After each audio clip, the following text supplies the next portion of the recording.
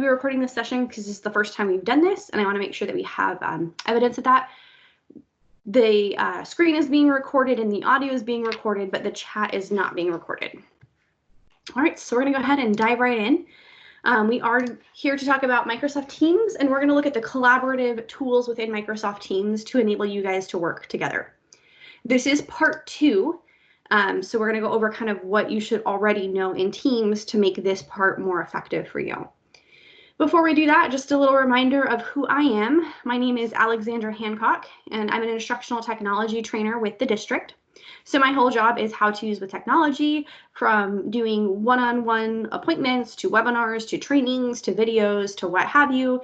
If you need help learning how to do something on your computer, I'm one of the people you can call. You can also reach out to Angela Gama, and we also have a great suite of technology coaches and curriculum coordinators that can help us too. This is my contact information here. You can email me. You can reach out to me with this number posted here. It's a Google Voice number, so it does go into an app on my phone. You can call or text that number and I will get it. And then if you're getting more and more comfortable with Teams, feel free to reach out to me on Teams. I am always on Teams, well, not all day, every day. I do take weekends off, but all work day, I've got Teams open and running, so I'm ready to answer chats that way. You are going to get a copy of this slide deck sometime this afternoon or tomorrow morning. I will email you a copy, so don't feel like you're missing out on any content. You will get a copy of this. All right, so on the last webinar, the last Teams webinar, if you attended that, this is kind of what the last webinar went over, part 1. I went over how to access Teams, how to chat with users, how to do video calls and audio calls, how to set up meetings, and how to share content. So the first webinar was really, how do I communicate with Teams? I'm assuming you've all attended that webinar. If not, we've got some coming up next week. I don't think we have one tomorrow, but we've got some more next week, so you can attend those. But today is really taking that knowledge and building on that knowledge. So here's our agenda for roughly the next half hour to 40 minutes or so. We're going to talk about within Teams, what is a team? And then we're going to talk about how you make a new team and bring members into those teams to collaborate together. We're also going to talk about how you make channels as a part of that team. We're going to review what a team actually looks like. We'll talk about posting to a team, adding files to a team, and then some other settings that you might want to go over once you're a little bit more comfortable with a team. And then there will be time for Q&A at the end. So again, please post any questions as they come up to the chat, and we will review some of those at the end. This is a smaller group, so at the end, there might be opportunity to unmute and actually have conversation. So what is a team? So Microsoft Teams is the name of the application that we're using to do this communication. We've learned how to communicate with Teams already, but within Microsoft Teams, this is what it's named after. There's actually a feature called Teams within Teams. So it's kind of a little bit of a tricky thing to get used to there. So a team within the Microsoft Teams app is something that you set up. It's essentially a group of people. So you can set one up with your department, you can set one up with your PLC, you could set one up, for cabinet or for your site. However you want to set up a team, that's fine. But essentially it's a group of people that you bring together under this team so that you guys can share files, you can have meetings, you can have kind of an informal chat going throughout the day and throughout the weeks. You'll have a little OneDrive area that belongs to the team specifically where you can share files and work on files. You'll have a OneNote. So basically, it's a team is a group of people that you bring together to collaborate. So it's very much like an in-person team. It's just happening digitally on this Teams app. So let's take a look at where you might find these teams so that you kind of get a visual and that starts to make a little more sense. So to find any teams that you're a part of in Microsoft Teams, I'm going to say Teams a lot, so I apologize. So to find your teams, when you open up the Teams application, one of your options there on the side where my number 1 is where your teams live. Now, don't be alarmed if you click on that and it says it's empty. We don't have any teams automatically created. It is up to you guys to kind of create those and invite your colleagues to teams before that area is going to start to populate. Click on Teams, you're going to see any teams that you're a member of. So in this case here, I'm a member of 2 teams. I'm a member of Future Ready Teams, and I'm a member of Distance Learning's Mentor Teams. And we do see some items listed under each of those team names. We're going to talk about those in a minute, but the teams each has their own little icon picture. So you click on teams and you'll see any teams that you're a part of. Again, you might not see anything when you go into this area quite yet. So let's take a look at the parts of a team so we kind of know what we're looking at. So when I look at a team, again, I'm going into that teams area on the side. I can see the team there. It's going to have a picture next to it. When I click on that team, there's going to be a little list that drops down. Those are the channels within the team. So this is, again, where there's kind of some layers here we have to work up to. Each team will have one channel by default. So every team is going to get a general channel that's open to everybody in the team. However, I can create different channels for different topics to kind of divide out where we're storing files and kind of what that team looks like. So we'll take a look in a minute at the different channels, so that makes a little bit more sense, but I just want you for now to focus on we've got a team, and underneath the team we have different channels. And the different channels are really just different topic areas we might want to work on. And then number 3 is our team has different posts and different things that we can work on. So that rightmost column there where it says general, there's some different tabs there, but in general, when we first launch a team, we're going to see some different posts here. And when we click on posts, all those posts are going to load up.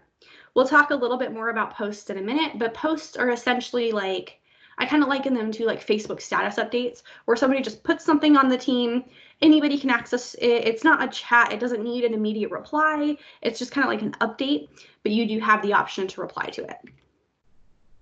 Another area that we have in our teams is our files area, and that's in that same central column.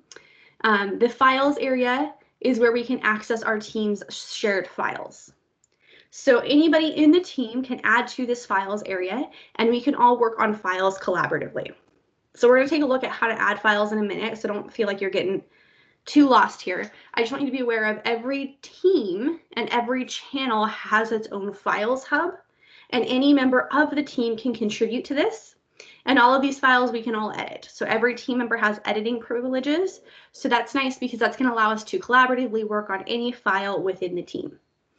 That's also nice because these documents don't necessarily belong to one person or the other. They belong to the team. So as we have team members cycle in and cycle out, we don't have to worry about losing files like we would if we were just sharing them one-on-one on OneDrive.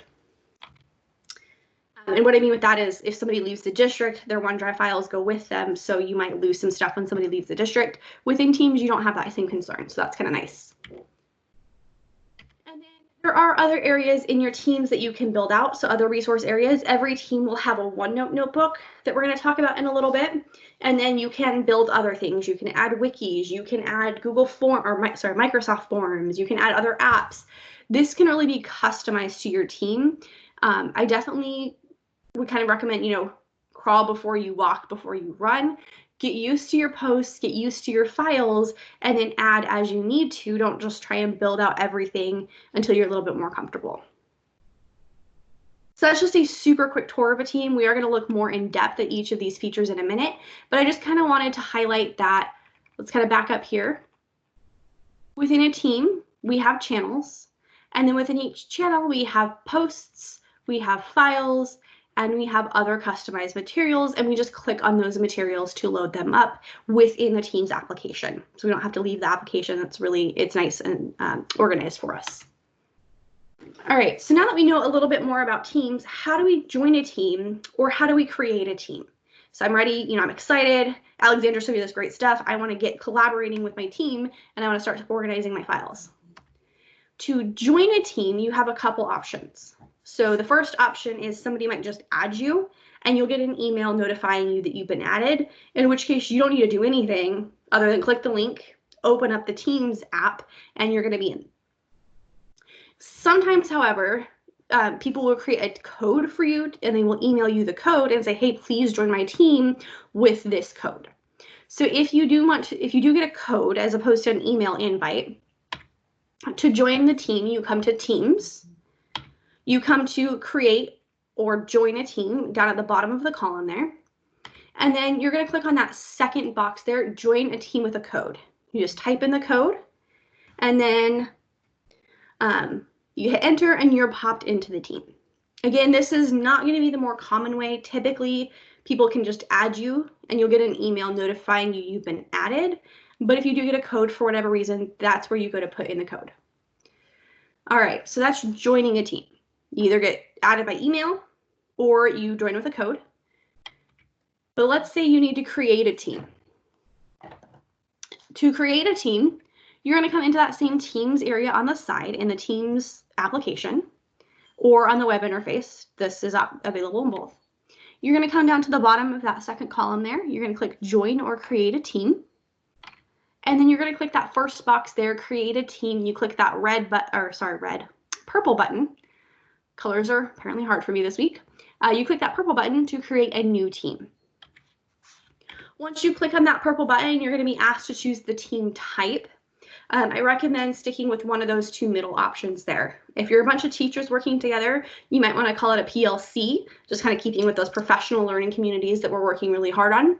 If you are a site admin or district admin, you might want to create a staff team. There are a couple options. You can see there's an option for class here. We're not doing teams with our students. We're still using Schoology because that's our LMS and that's what students are used to. So don't make a class with students here in Teams. We're not going that route.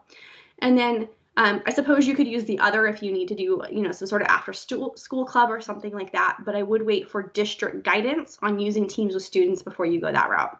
For now, we're really looking at using Teams with staff. So I would stick with those two middle options there, PLC or staff.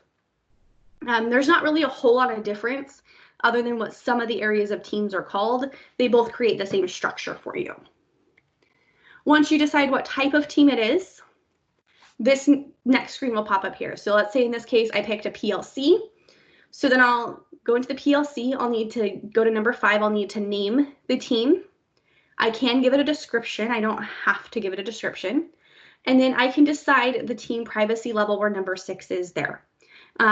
So if it's private, only the owners of the team can invite people. So right now I would be the only owner. Only I can invite other people to this team. If it's public, on the other hand, you can switch this to public, and that means any team member can add any other member. There are certain use cases where both of these might be helpful. If you're, admin at a large school site, you might want to make it public and have teachers kind of bring in other teachers, or maybe you want, this to be a more district-wide collaborative group, so you could bring in other people. If this is a really specialized project team, though, and you need to keep it more locked down and private, you can switch that to private. So either there are use cases for both scenarios. Just decide your level of privacy and then choose that from that number 6 dropdown. And then once you've got your name and your privacy settings, go ahead and hit number 7, hit next, and then you're going to get the option to add people to the team. Totally up to you if you want to add people at this point or generate a code later. It does tie to our district directory, so you can click in that box and you can search for people to add. Simply just type in their names. It does look like this particular piece might tie to distribution list, so you could also try your distribution list, like, Loloma all staff. If you don't want to add people at this time and you just want to kind of practice with the team before you bring people in, you can skip this. You don't have to add people right away. So once you do add people, though, you click on their name, you would click add, or you could skip. And then people who you add will get an email notifying them that they've been added to that team, and you're good to go. So no need for a code or anything. When you go this route, they're just getting an email and they're automatically in. Once we have a team, we might want to add additional channels. So that's kind of where we talked about each team gets one channel by default, but you can add additional channels if you need to. So here I am. And I've got my 3 teams now. I've got my future ready teams, I've got my distance learning mentor team, and now I've got my new sample team that I just went through and made. Again, each team gets one channel by default and it's called general. If I need to break out different, focuses into different channels, I can do that by adding a channel. To add a channel, I come into teams and I find the team I want to add a channel to. And I click the 3 dots or the ellipses next to that channel name. Once I click on that, there's going to be a drop-down list that shows up, and I'm going to click Add Channel to add a second channel to this team. Once I click Add Channel, this pop-up is going to show up here, and I need to kind of identify some different pieces. So the first thing I need to do is I do need to name my channel. Again, you're going to kind of want to name channels with specific focuses. So in my sample team here, I might give this particular channel a specific project name. And then I can decide my privacy level for this channel. If I leave it as standard, everybody in my team can access this channel, but I can kind of drill it down and I can only allow certain team members to see this channel. So you can make channels a little bit more private so that the whole team doesn't have access to sub-channels within the team. Once you decide your privacy settings, you can also decide whether or not this channel is hidden or visible. If you do not check this box, this channel is hidden and your team kind of has to go through some work to find it. I don't recommend doing this, especially if it's accessible to everybody. I would check this so that this channel automatically shows on everybody's channel list so they know they have another channel in their team. And then once you kind of fine tune this, use your name, your privacy settings, your ability to see it or not, you click add and that will add the channel to your team. One kind of helpful tip or just something to kind of keep in mind as you're looking at these channels is channels are kind of their own mini team almost. So they each have their own post history and they have their own file storage area. So when you're first getting used to using a team, if I've got, a group of webinar presentations in my general and I've got, some pictures in my other channel, it can be a little bit confusing trying to navigate what files are associated with what channel. So I kind of recommend that initially when you create your first team, start with the general channel and wait till your users are a little bit more comfortable using that general channel before you add additional channels. And then you can add channels as needed as your team kind of grows and you have that need, but that kind of paces out the confusion a little bit so people really can get used to where things are at for each channel before you add more. And if there are any more questions about channels, I can kind of go live and clarify towards the end if we need to. All right, so we know a little bit about teams. We know a little bit about channels. And again, each channel has its own post history. So let's talk about posts now. So to get to posts, you're going to go into your teams and you're going to find the channel whose post you want to look at. So in this case here, where my number 1 is, I'm in my team and I'm in this distance learning mentor team and I'm in the general channel. Once I kind of find where I need to be, I can go into posts to see my posts. Again, these posts are much more like status updates. It's not like a chat. This is like a status update. So you can just put something out on the team. Everyone on the team can see it. And they can reply, but they don't have to. Just kind of like engaging on social media. It's just a work-focused social media area. If you want to add a post, you can add a new post down at the bottom. There's a place for you to post. You just click, you start typing, and you can add a new post. If you specifically need somebody to see this post, you can tag them in it. And if you've got any Facebook users here listening, it's just like tagging people on Facebook. You type the @ symbol, you start typing their name, it will scan the team for that name, and it will pull them up. So you can see here in my text, I said, I'm adding a new post, and I've started to tag Matthew Ketchum. So that they're going to get a notification letting them know they've been mentioned in a post, and then they can go find that post and reply to you. But again, that post is open for any team member, so if somebody else has the answer, they can also reply to you in this post area. And we can see that here in this example. You can reply to any post. So we can see here that Mike Rich posted for something. He wanted to see if any of us had any ideas for screencast, screen recording applications that show the screen and the webcam. And we can see here that there was a reply from Fred Smith about that. And to reply, you click that reply button there, just like you would do on Facebook or something like that. So posts are really easy to navigate, really easy to post, really easy to reply. And you can use that @ symbol to tag anybody you might need to tag. Just one thing to remember is when you tag somebody, they do need to be a member of the team so that they can actually get in and see that. Within the post, you do have some options for what you can post. And that's kind of where this number 3 is. Down at the very bottom are our different options. So number 1, you can share some rich text formatting. So you can bold, italics, underline, bulleted lists, numbered lists, different font sizes. You can customize what your text looks like. Number 2, you can post a file. And that's just like attaching a file to an email. This will just go live to the team and they can see that file. This is different than the file bank though. This is just doing a quick attachment. You can add emojis, so we love emojis. You can add emojis to your posts. Number 4, you can actually start an impromptu meeting or an impromptu audio call or video call. You simply click that and it will start a call, and anyone who's on the team at the time can see that and they can join in. You can't necessarily guarantee that everybody in the team is going to join just because of the nature of it, but whoever is on at that moment can hop in and you guys can have a quick impromptu meeting. Number 5 there is you can add a video from Microsoft Stream. That's our internal video service offered through Microsoft. So if you do have videos up there, you can plop them in. Otherwise, you can just copy paste a YouTube link and that'll work fine.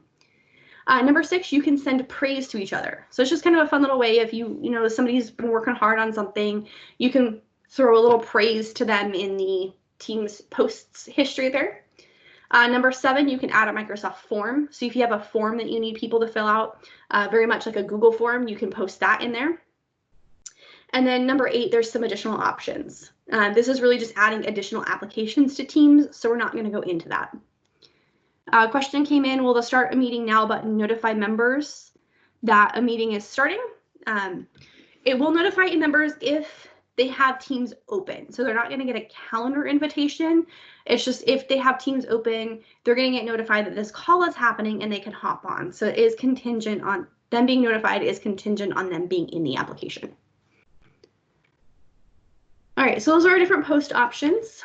I just kind of want to quickly go over post versus chat because they are slightly different. So a post goes to the entire team. It's visible in that Teams area. Any team member can reply to that post, but it's not directed at one member or another necessarily, and it's open to the whole team. Posts are usually kind of standalone, kind of like a Facebook update where you're posting out information. Anybody can see it. They can reply to it, but it's not an ongoing conversation. So I very much liken posts to like Facebook status updates.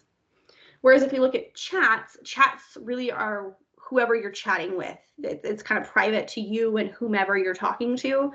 I mean, you can talk one-on-one in a chat, you can talk to a group in a chat, but it's really much more private, more of a private conversation.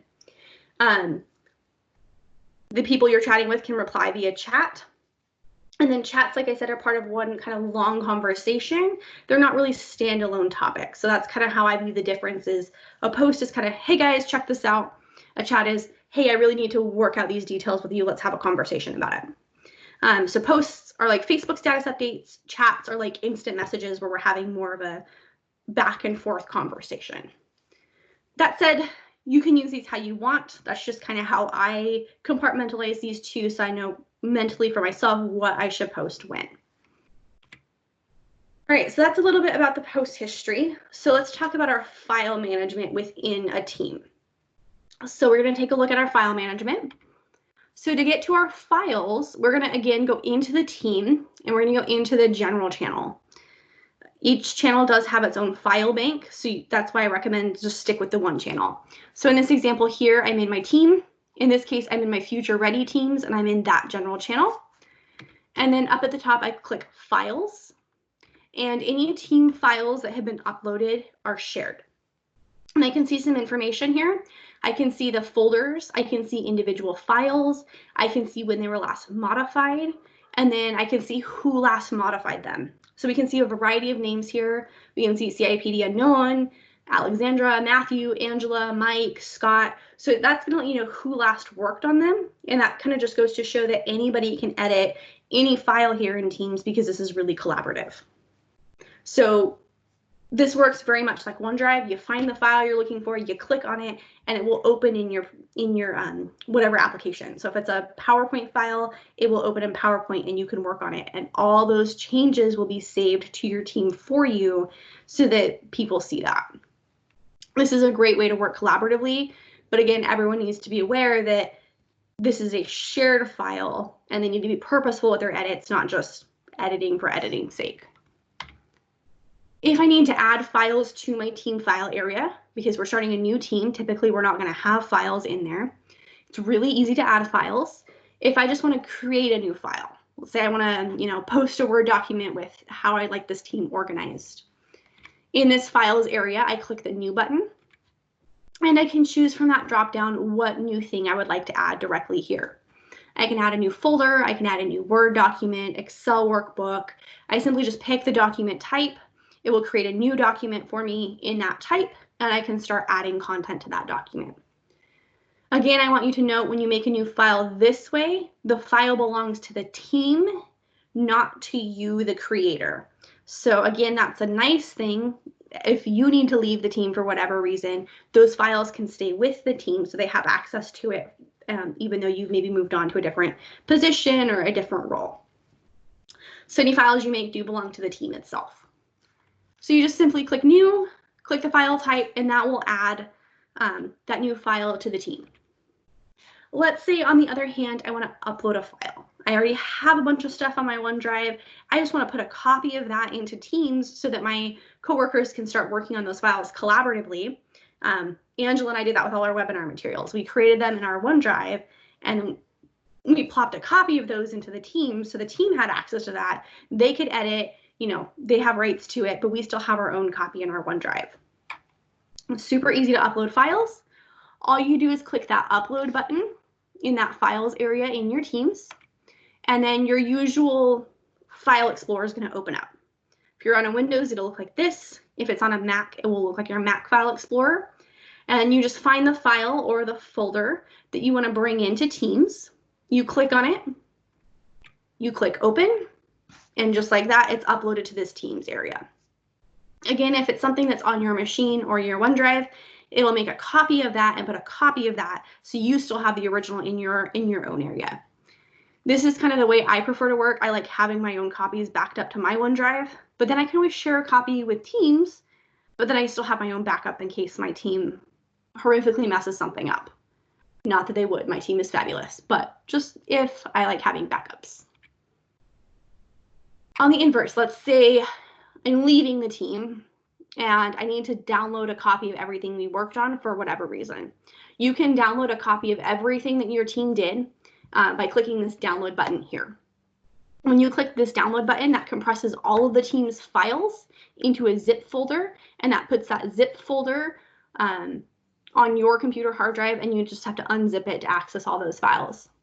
You can download a file individually as well, but this download here will let you download everything at once onto your computer. To back up here for this upload area, you can upload anything you want. You can upload something from your OneDrive or from your computer hard drive. I specified OneDrive here because our district computers are saving everything to OneDrive by default. But if you're working from home, you certainly can upload things from your hard drive as well. You just click upload, you find the file, and you bring it in. So I apologize for the lack of clarity on that. All right, so again, this download area, this lets you download a copy of everything as one zip file. Okay, we're getting in the home stretch here. So this final piece here, I'm going to go through this relatively quickly, and that's because I recommend that you are already familiar with OneNote before you dive into OneNote for Teams. So this is just letting you know you can add a OneNote to a team, but I do recommend that you and your team already knows how to work with OneNote so that this is actually beneficial to your team and not just another piece you have to learn. If you're not familiar with OneNote, you can feel free to take a 2-minute nap while I go through this. If you are familiar with OneNote, though, this is a great option for you. So enough disclaimer. Every team that you make will have a OneNote automatically created for it, and that OneNote format is going to be contingent on that first choice that you made for the team, whether it was a staff team or a PLC team. In this case, this was a PLC team, so I'm going to see a PLC notebook. If it was a staff team, it was a staff notebook. When I click on that, that's going to open up the OneNote notebook that was created for my team. And this interface is going to look a little bit different than the OneNote interface you're used to, which is why I recommend you're already familiar with OneNote so you can kind of look for similar things. But to access the notebook, all you do is click on the notebook up there at the top. And then Just kind of note, just like with the files, everyone in the team can contribute to this notebook. So it's a collaborative notebook. Again, it's good for everyone to be familiar with OneNote before they try and jump into this. If you need to navigate the OneNote, the navigation does look a little bit different. You click this arrow here, and that will expand out your different sections and pages. So again, with the PLC notebook, there's going to be some sections that are pre-made for you. So you can see PLC overview, plan, do, check, log, resources. That was all made for me because I selected this as a PLC type. But all you have to do is, just like with regular OneNote, find the section, find the page that you want to work on, and then you can open up that page and work on that page. Additionally, because this just looks a little bit different in Teams, and maybe you're wanting that regular OneNote interface back, you can always open this in the browser, or you can use this drop down to open this in the OneNote app. It'll take that same notebook content from Teams and we'll open it in the OneNote interface that you're used to so that you can still use the notebook.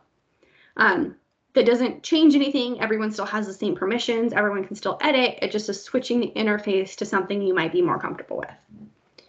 One other note about OneNote in Teams, because Teams has had such an increase in users over the past 3 weeks, as has pretty much every service online.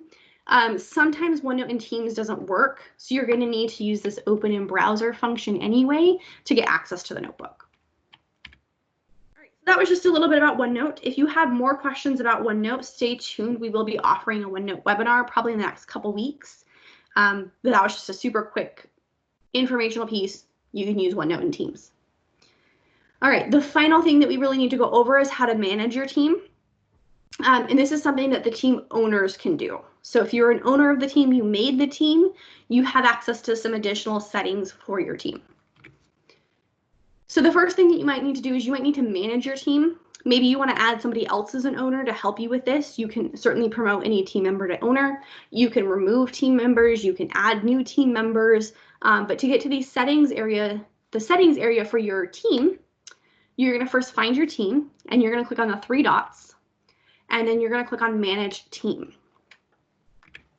Once you click on Manage Team, the interface there is going to change just a little bit, and you're going to have some different tabs that you can navigate through. And we're going to take a look at some of those tabs.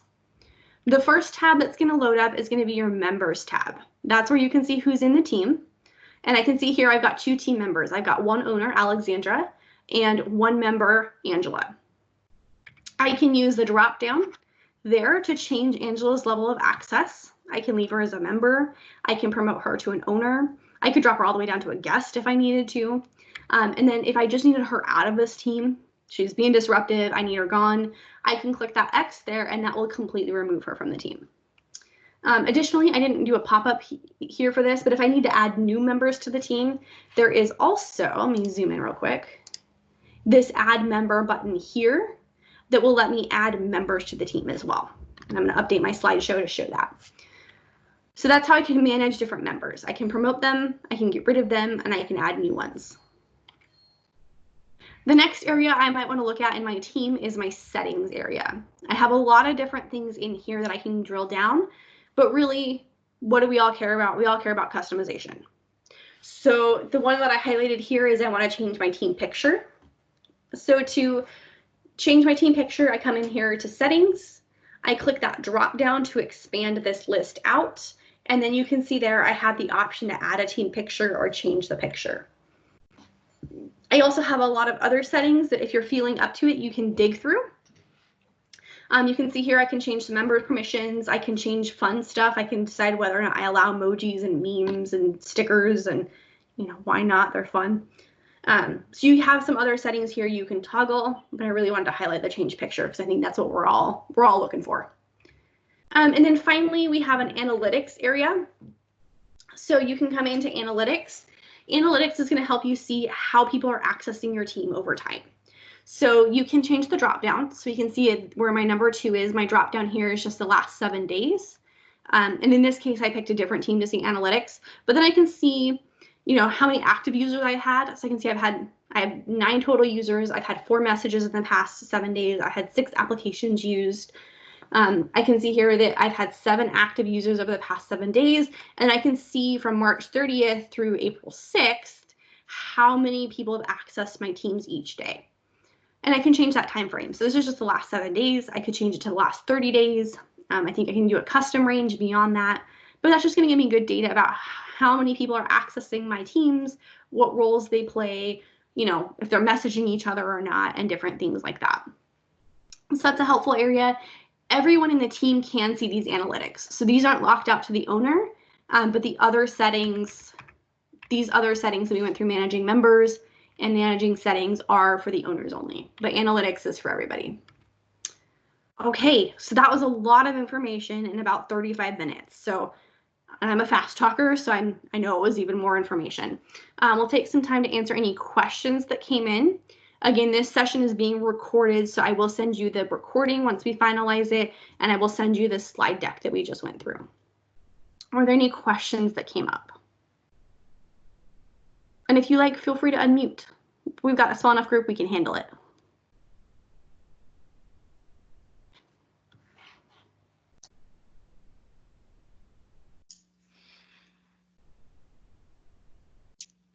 Hey, Angela here. There weren't any questions come in through the chat that we didn't address already through the webinar. So just waiting to hear anybody else if there's still questions out there. Perfect. Either I did a really good job or you guys are just overwhelmed with information. I did put the attendance link there in the chat for you, so please take a minute and fill out the attendance link just to let us know you attended. This webinar did start at 2:30 today. If you don't see that time in the drop down, go ahead and pick 2 o'clock, that's fine. And then I was Alexandra, and this was collaboration with Teams. Alexandra, I had a quick question. Sure. So as people load files that are editable by anybody in the team, when one team member changes something in that file, will everybody see it once they log in? Yes. Yeah, so it's very much like when you share a document on OneDrive or Google Drive, those edits go live to everybody, absolutely. So if I downloaded that file, worked on it on my computer, and then uploaded it, would it create a second file or would it create a new edited file? I guess it depends on your workflow. If you went into the Teams file area and you just launched the file right from Teams into like PowerPoint, any edits that you make there will be reflected in the original file.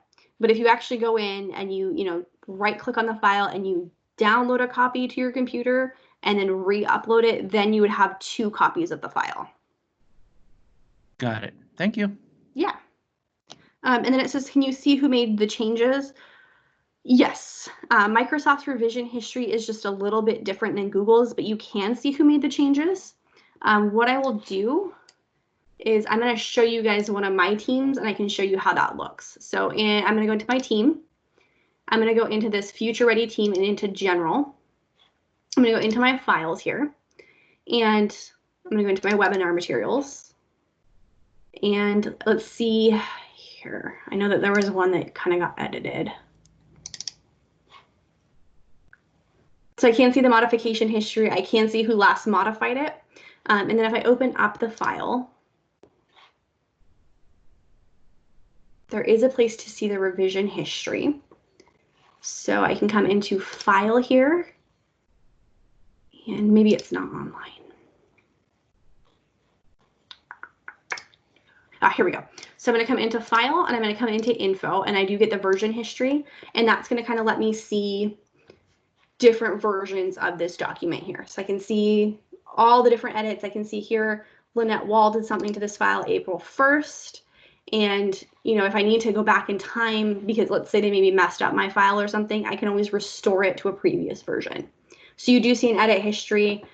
This is a PowerPoint, so this is a little bit harder to see, but on a Word document or something like that, it is a little bit easier to see exactly what edits were made, but you can see the edit history. So there is a little bit of accountability if somebody messes up your file.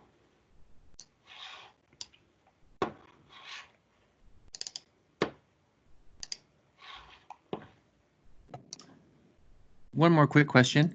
Instead of a file, can we add links to like Google folders?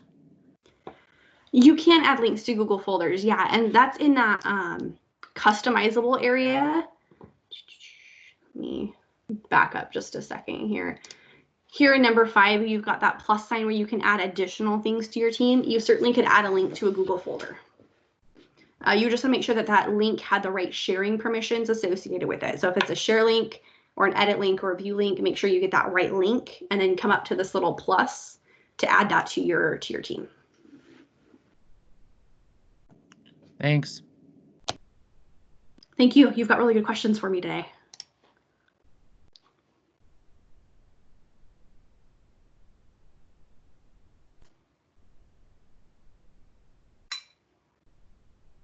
Great.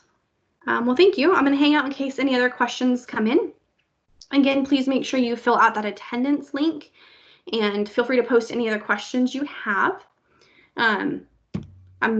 We'll hang out and post those as they come in. I'm going to post the attendance link one more time. And then if you are done and you want to leave the call, feel free to use that red hang up button to leave the call whenever you're ready. No rush. I am hanging out just in case any other questions come in.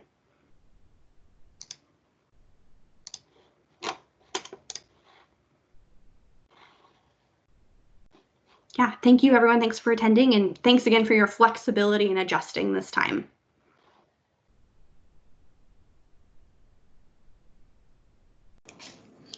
Alexandra, it's Yeah. Pat Beauchesne. I didn't want to do this just in the general meeting, but I think I can use this Teams folder to do our Tier 2 interviews for the superintendent's cabinet.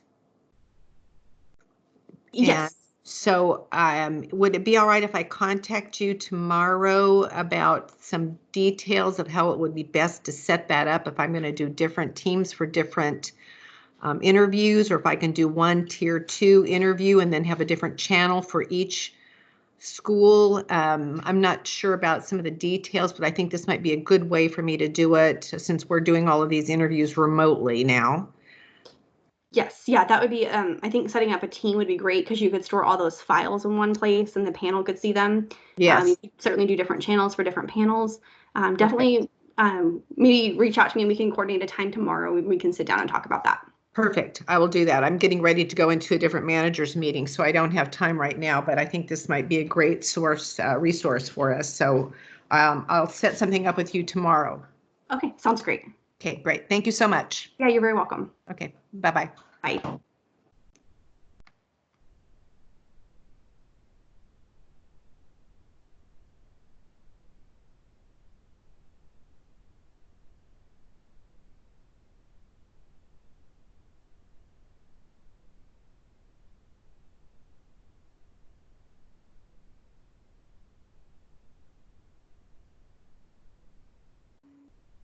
Hi, Well, Alexandra. yeah, hi. Hi, can I just pick Teams for the attendance then, since collab with Teams is not up there, or is it on the new one you posted? No, go ahead and just pick teams. That's fine. Okay, thank you. You're welcome. Thank you.